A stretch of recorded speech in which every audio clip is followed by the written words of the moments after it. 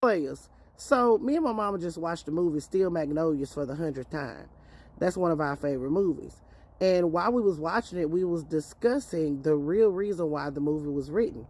And it dawned on us that there may not be a lot of people out there that know the true origins of this movie. So I said, let me go ahead and make a video real quick to see how many people in my following know. So the real reason why the play was written was because Susan's brother didn't want her memory to be erased. Apparently, Susan's husband remarried just about 5 to 6 months after her death.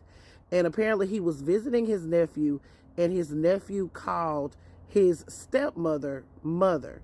And that's when he said, oh no, my sister's memory can't be erased. So that's why he decided to write the play. So below me is the real Shelby. Her name was Susan Harlins, and she was diagnosed with diabetes when she was 12 years old. She was, by all accounts, just a joy to be around, a joy to work with. There are many people that are still around that work with her in the NICU and said she was an absolute darling. And this is her mother, Margaret. She was a true badass, just like in the movie. She was a registered nurse. She was also a psychiatrist in Natchitoches, Louisiana, and she did not pass away until 2013, still carrying on her daughter's memory by sewing clothing for children in the NICU. She worked with the nonprofit Threads of Love, and she just carried on her daughter's memory so well, and she was well respected in the community. Now, I couldn't find any pictures of their wedding, of them two together, but this is Susan and her husband, Pat. They actually worked together at LSU Shreveport. He was a pediatric doctor, and of course, she was a pediatric nurse.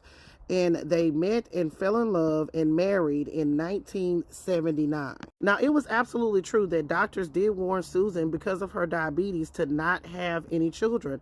However, in February of 1983, little Robert was born, and he was born 3 months premature, spending a lot of time in the NICU. Unfortunately, having little Robert, who was a joy to all of their lives, was just too much of a strain on Susan's kidney. So her badass mother did donate a kidney for her, but unfortunately the transplant was not successful, and she died from complications in October of 1985. Now, according to Susan's brother, Robert, he wrote the play because Susan died in the fall of 1985, but Pat, his ex-brother-in-law, remarried 5 to 6 months after her death. And the first time he heard his nephew call this other woman mama was when he said, no, Susan can't disappear. He said he started writing about 6 months after that incident occurred. It came out very, very fast. He wrote the first version in 10 days, and he was trying desperately to get the language and capture exactly how the women spoke. So he wrote the play, and the play was so successful that they ended up turning it into the movie Steel Magnolia. Now, as far as Susan's son goes, he is very successful. He's married. I believe he lives in Texas. That's the latest information I could find on him. Now, I could not find any updated pictures of Dr. Robinson, even though he's a practicing pediatric doctor in Lake Charles.